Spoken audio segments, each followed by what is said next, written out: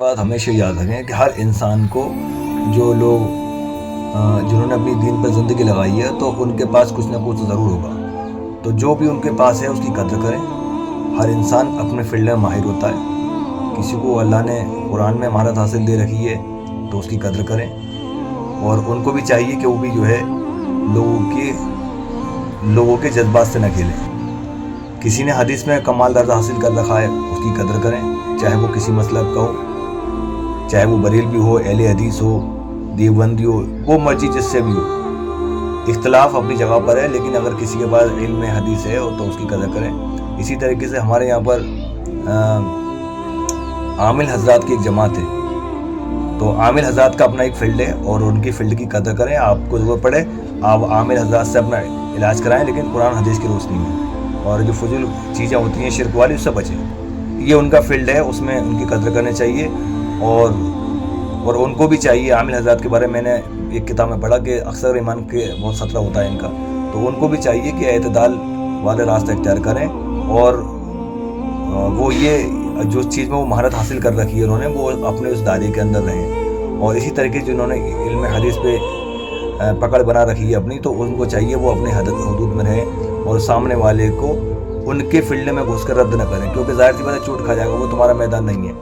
اس لیے عامل حضرات ہیں، محدثین کی کتابوں پہ محنت کرنے والے ہیں، قرآن پہ محنت کرنے والے ہیں، ان سب کے اپنے اپنے ایریے ہیں، اور سب کے اپنے اپنے فیلڈ ہیں۔ سب نے کہیں نہ کہیں اپنی محنت کر رکھی ہے، اور ان کے پاس کچھ نہ کچھ ضرور ہے۔ ہر انسان کے اس فن کی قدر کرنی چاہیے، اور اس کا رد نہ کرنا چاہیے ایک دم سے کہ ایسا کچھ نہیں ہوتا۔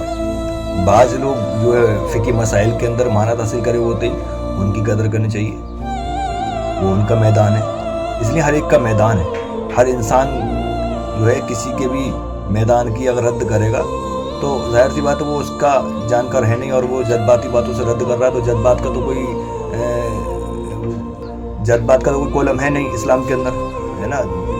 اسلام تو دلیل کا نام ہے، کہ اگر تم سچی ہو تو دلیل لے کر آؤ، بس۔ تو ہمیں ہر ایک کی قدر کرنی چاہیے، اور ہم کسی کو کمزور نہ سمجھیں، کسی کو چھوٹا نہ سمجھیں، اور کسی کو حقیر نہ سمجھیں۔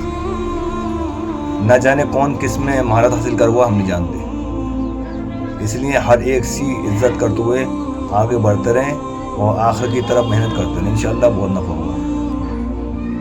وآخر دعوانا الحمدللہ رب العالمین۔ Great Imam of his time, Imam Jalaluddin Suyuti. He praised Hazrat Imam Taqiyuddin As-Subki Shafi'i rahmatullah alayh. He made the rad of Ibn Taymiyyah and Ibn Qayyim as well, a non-Sunni Imam.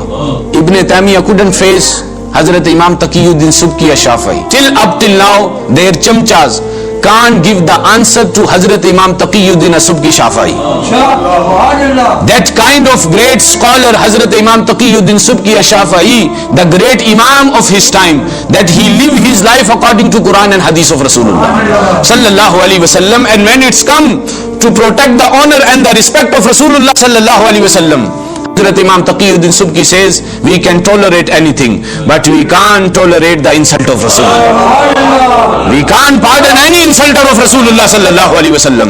So Hazrat Imam Taqiyuddin Subki Shafi'i, he born 683 Hijri in Subk, in Misr, in Egypt. And he made parda from this dunya according to one narration 756 Hijri and 765 Hijri. And Imam Suyuti, he explained, he says, Al-Imam, the great Imam. Imam Suyuti praising Imam Taqiyuddin Subki. Imam Suyuti says, great Imam, great faqih of his time, great muhaddis of his time, great mufassir of his time, the great hafiz of his time, and great mutakallim of his time, and great adib of his time, and the great mujtahid of his time. And he explained the silsila nasab of Hazrat Imam Taqiyuddin Subki. He says, Taqiyuddin Abul Hasan Ali bin Abdul Kafi bin Ali bin Tamam bin Yusuf bin Musa bin Tamam bin Hamid bin Yahya bin Amr bin Usman bin Ali bin Miswar bin Sawar bin Salim Sheikhul Islam Imamul Asr Hazrat Imam Taqiyuddin As-Subki Shafi'i rahmatullah alayh. This is a silsila nasab. Imam Suyuti praise Hazrat Imam Taqiyuddin Subki Shafi'i rahmatullah alayh. تو یہ شان ہے خدمتگاروں کی، تو سرکار کا عالم کیا ہوگا۔